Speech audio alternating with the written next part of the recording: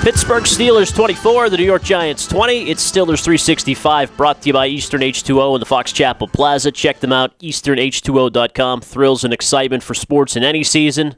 Pretty soon, skiing. You got some snow skiing as well. Mike Logan, the Pittsburgh Steelers overcoming a bunch of adversity yesterday in the win. A 10-point deficit into the fourth quarter. Travel arrangements a little fuzzy getting up there. Travel the day of the game.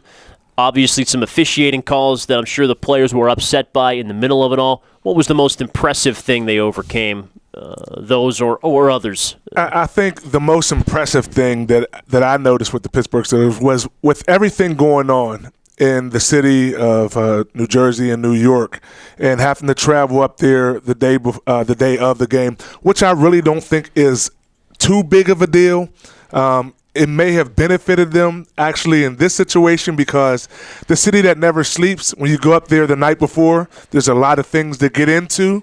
Being able to stay home and sleep in your own bed and get up that morning and go play a late afternoon game, it may have benefited them actually. So I just think the focus was there for this football team to go up there amidst the storm that was going on, everything that happened with the city. The New York Marathon being canceled was a big to-do up there, and just to go out there and focus on football and play and come together as a team, I thought was pretty impressive. As a former defensive back yourself, the pass interference call on Keenan Lewis early in the game, a 40-yard swing, and then Ryan Clark to get hit in the end zone on a third down play for leading with the helmet-to-helmet shot when it was clearly on the review in the shoulder. Is it tough to put those plays aside and keep your focus when something like that goes down? I think it can be if you let it affect you. I think Keenan Lewis will be more affected than Ryan Clark was. Ryan Clark is used to getting penalized for, shots to the head and things of, that nature and getting penalized. I know he was very upset because, he gets fined for doing the illegal hits, and when he does a nice, solid tackle the way you're supposed to tackle to get the penalty in that situation. But he's such a veteran that he understands that sometimes you're going to get calls that go against you. But in that situation, it was important for him to just regroup, come back and lead that secondary and make plays. And they were able to, shut that down. Down in the end zone, even though the Giants scored, they were able to come back and bounce back from that. So I think Ryan Clark knows how to handle those situations. And then what could have been a really disastrous turn of events if the defense doesn't play so well late, the old tuck rule where it sure looked like Ben Roethlisberger's arm was coming forward. If a receiver catches that, don't they rule it a completion? Or would they have ruled it a fumble recovery? If that's Tom Brady, does he get the call when they go under the hood? I mean, it just seems incredible that they come out of there after looking at it and say, nope, we're going to stick with the call on the field. Yeah, I think Charles Woodson somewhere right now just shaking his head saying, what's going on? My father-in-law and I kind of debated back and forth if that was a fumble or not.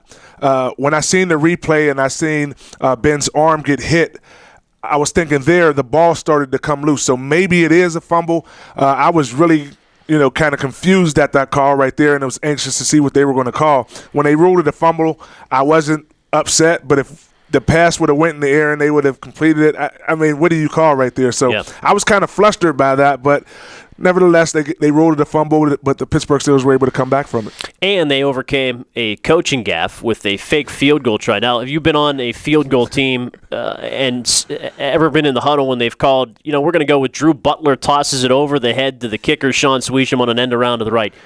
Could there have been any confidence in that play working in the huddle? I think there was some confidence about it working, maybe the element of surprise because, really when they came out to make the decision to kick the field goal, I thought that was just it. Yep. You tie the game up and you rely on your defense. But when they made the call, I sat back and said, wow, that was a gutsy move because at that point the offense was kind of moving the football. I would have took my chances with maybe Big Ben going for a quarterback sneak or turning the ball around and handing it to Isaac Redman, who was running hard all day.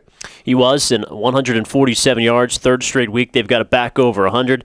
Were you more impressed by the run game on the offense or the way the D really handled Eli Manning? One of his lowest quarterback ratings in some time, I think, 45 to 50 games for Eli. I was very impressed with both aspects of the game. The running game for Isaac Redman to come back and give another, running back performance of 100 yards. And I was impressed with the offensive line being able to come back and bounce back. In the beginning of the game, I thought Pierre-Paul was getting under Mike Adams, and he was pushing him back. So I thought the offensive line was going to struggle. But anytime you're able to hold Eli Manning to 10 completions in a football game and shut down Victor Cruz. You have to take your hat off to that defense. And just a couple of weeks ago, everyone was talking about how slow and beat up the Pittsburgh Steelers defense was. To respond like that against the champs and Eli Manning says something about this defensive football team. And how outdated LeBeau's scheme was. Yeah, that's all you heard. LeBeau's got to retire. You run him out of here, you know?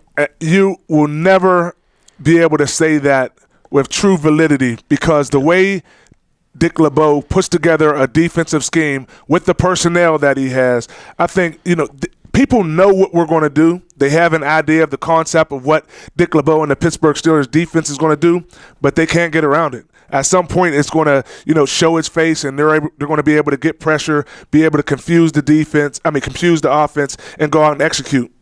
Well, not always. Tim Tebow found a way in the playoffs, but that was without some key pieces, and they're missing Polamalu, and hopefully for their sake they get him back in the next couple of weeks. But it will be interesting to see 2 years in a row, signature win, middle of the year. Last year the Patriots, this year the Giants. Can they keep that and keep this, granted, pretty old defense playing this well for the rest of the year? I think they will be able to do that. When I look at their schedule, at the remaining games on the schedule, they play Baltimore, they got Cleveland, they play Baltimore again. They're familiar with those football teams. They'll come out and they'll play pretty solidly against those teams. And they have the momentum going right now. Just a few weeks ago, we were so flustered and upset by this team's performance. But the last couple of weeks, they got some gritty wins. They're back to Steeler football. Everyone's excited that they're running the football so well again. So I think the schedule favors them, and I think they're in for, they're ready to run down the long haul of the season with the momentum and feeling pretty good about themselves. The Steelers 5-3 at the midpoint. Mike Logan, Ken Laird, Steelers 365, brought to you by Eastern H2O.